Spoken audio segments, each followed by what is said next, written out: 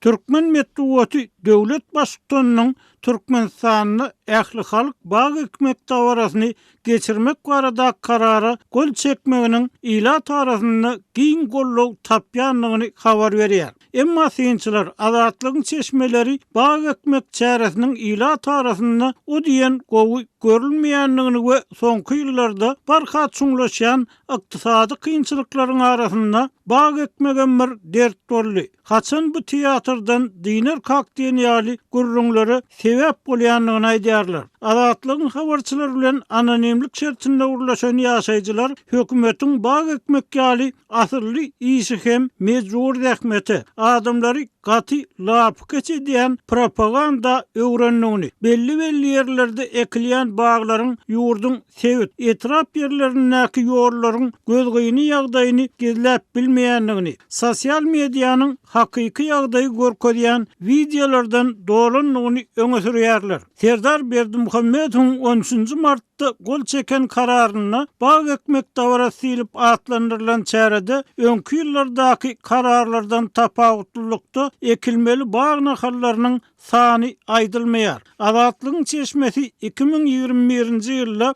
resmi maglumaty görä 30 million diýip bag nahalynyň ekilenligini, bu hili uly sanlaryň pikirlenip bilýän adamlaryň arasynda kän soraw döredenligini, sebäbi ol nahallaryň köpüsiniň daşary ýurtlardan import edilenligini belledi. Onuň sözlerine görä, bu çäre ilkinji prezident Sapar Muratniýazowyň hökmrawan wagtynda halkyň siýasy aktivligini ýok edip ünsüni başga ýana sogmak üçin dörediligi ol dünýäsiň täzelänenden soň Berdimuhammedowler tarapyndan hem dowam etdirildi. Türkmen döwlet habar gullugynyň Marsewit boýunça beren maglumatyna görä 21-nji martda bu welaýatda 52 000den gowrak adamyň gatnaşmagyna 44 700 diýip agaç nahaly oturdulmaly. Şol wagtda Sewitdäki bag hükmet dawarasyna oturduljak nahallaryň esasan welaýet we etrap tokoy hojalygy edaralarynyň,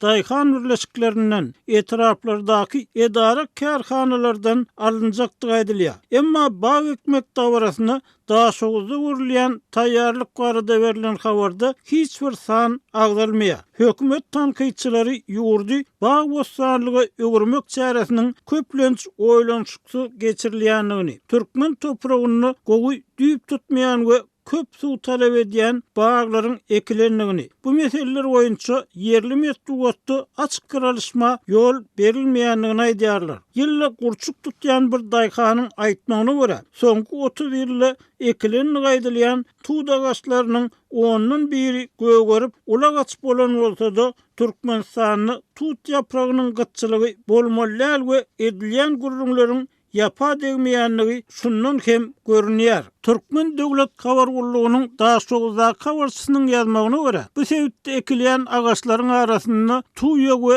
dagdan güjüm, derek, tut, ýaty arça gajy, bedewlerkiniň bir näçe görnüşi bar. Tuýa orientalist we şor topraklarda ösüp bilýän günnäger biotosiyal görnüşler ýyda tanynmaýanlygy sebäpli meşhur diýip habarda berilýär. Jurnalistleriň açyk derine geçirmek üçin mümkinçilik bolmagan soň bag hükmet dawarasynyň arkasynda gizlenýän korrupsiýa, import edilýän bag nahallarynyň bahalary, olaryň her ýyl näçesiniň düýüp tutýanlygy, näçe böleginiň gurap galýanlygy barada anyk bir zat aýdyp bolmaýar. Ýöne çeşmeler bu çäräniň edara, kärhana ýolbaşçylar üçin her ýyl müňlerçe manat çykda jetmäge, el ýaglamagy mümkinçilik berýänligini öňe sürýärler. Edara, kärhana ýolbaşçylary, hojalyk bölümleriniň müdirleri, baş hasapçylar gymmat bahadan nahal satyn alyp bir kanun gazanjy edýärler. Bu ýagda ýylyň ýylyna gaýtalanýar.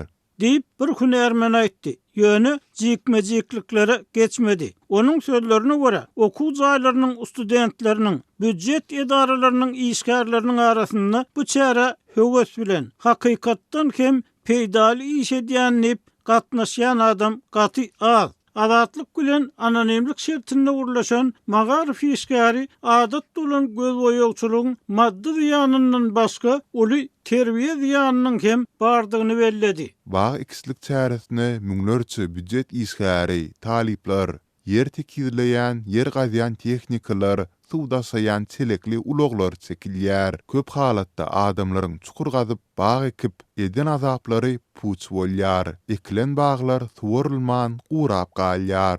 Dip bir pedagog häkimetleriň köplenç bu işleriň hakyky netijesi bilen gyzyklanmaýanlygyny öňe sürdi.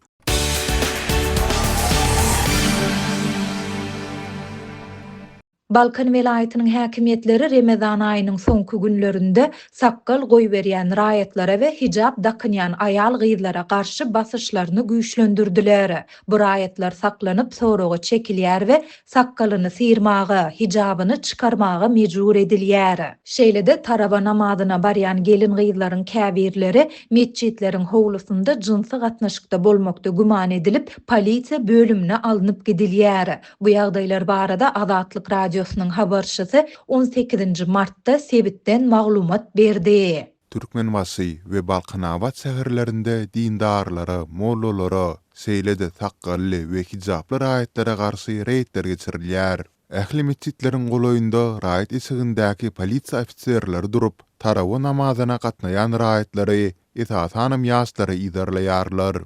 Olar bu ýerlerde sakkal goýup, don ýa-da ýakasyz erkek köýnegini giyen oglanlary, seýlede hijab takynan gelin gyzlary saklaýarlar we polisiýa bölümine alyp gidýärler. Dip Balkanawatly ýaşaýjy anonimlik şertinde aýtdy. Olar bu ýerde soragy çekilip sakkallaryny sıyırmaga we dilhaty ýazmaga mejbur edilýärler. Sebitiň polisiýa bölümündäki çeşmämiz soňky hepdäniň dowamında onlarça raýatyň şol sanda orta ýaşly adamlaryň şuňa meňdeş ýagdaýlar bilen ýüzbeýiz bolandygyny aýtdy. Polisiýa merkezine alynýan raýatlardan daşary ýurt dini wagyzlaryny dinläp dinlemeýändigi soralýar. Smartfonlary barlanýar. Olary dini radikalizm garaýşlarynyň bardygy aýdylyp, owadan depe türmesine uğradyljak do barada haýbat atylýar. Şondan soňra olaryň ellerine päki berilip, sakkallaryny sıyırmak talap edilýär diýip çeşmämiz aýtdy. Onuň sözlerine görä häkimetler raýatlaryň dini ynançlar bilen bagly amal edýän bu hereketleriniň, sakkal goýbermeginiň, don geýmeginiň türkmen standartlaryna gabat gelmeýändigini aýdýarlar. Umuman şu döwürde ýaşyň 60-dan geçmese mesçit, din hakda pikirlenmek türkmen siýasatynda halanmaýar diýip çeşmämiz bellidi. Şeýlede ol ABC, Israil bilen Iranyň arasynda fevral aýynyň ahirinde başlan urşuň fonunda Milli Howpsuzlyk Ministrliginiň aladalanýandygyny we ýokary hüşwärlik derejesindedigini aýdyp, ýurtda Iran wagyzlaryny we habarlaryny dinleýänleriň gözlenýändigini hem bellidi. Mundan başga da Sebitiň mesçitlerinde soňky 2 hepdäniň dowamında taraba namazyna barýan gelin gyzlaryň esasanam okuwçy gyzlaryň ençemesi saklandy. Polisiýadaky çeşmämiziň sözlerine görä, olar mesçitleriň howlusynda ýigitler bilen duşup, jynsy gatnaşykda bolmakda guman edilip, polisiýa bölümine alınıp gidildi. Bu aýplamalaryň nä derejede hakykata laýykdygy barada anyk maglumatlar ýok. Ýöne häkimet wekilleri, polisiýa işgärleri bu gelin gyzlaryň, hususan da okuwçy gyzlaryň mekteplerinde ýygnak geçirip, ene atalaryna berk duýdurys berdiler. Olar duýsandygy aýdylýan ýigitlere garşy hem haýsydyr bir çäre görülendigi barada maglumat ýok.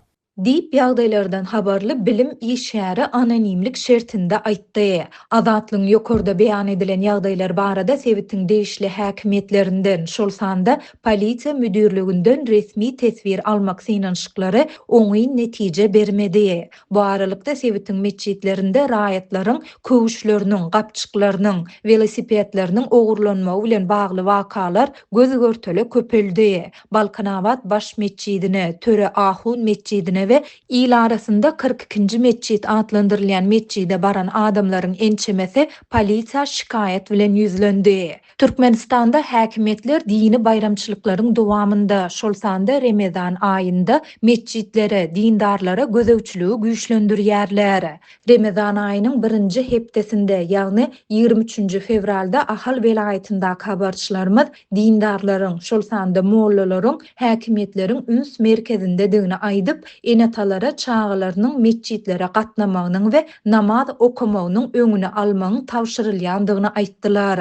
Bu maglumatdan bir näçe gün ozal bolsa, Balkanda ýaşy 60-a ýetmedik büdjet işgärlerine, kanun goraýjylara we çağalara Remezan aýynda meçitlere namaza barmagyň gadagyn edilendigini Sebitdäki habarçymyz aýtdy. Türkmenistanyň konstitusiýasynyň 41-nji maddasynda her bir adamyň özüniň dine garaýşyny öz başda kesitleýändigi, onuň ýeki özü ýa-da beýleki adamlar bilen bilelikde Islam dinine uymaga ýa-da hiç bir dine uymazlyga haklydygyny talýar. Muňa garamazdan halkara hasabatlarynda Türkmenistanyň hökümeti raýatlaryň esasy azatlyklaryny, şol sanda din, wyjdan azatlygyny çäklendirmekde ýyllar boýu tanqid edilýär. Aý sene namasy esasynda kesitlenýän we her ýyl dürli senelere gabat gelýän Remezan aýy bu ýyl Türkmenistanda 18-nji fevralyň seheri bilen başlandy we 19-njy mart gijesine çenli dowam edýär. 20-nji martyň seherinde bolsa Oraza bayramy bellenler.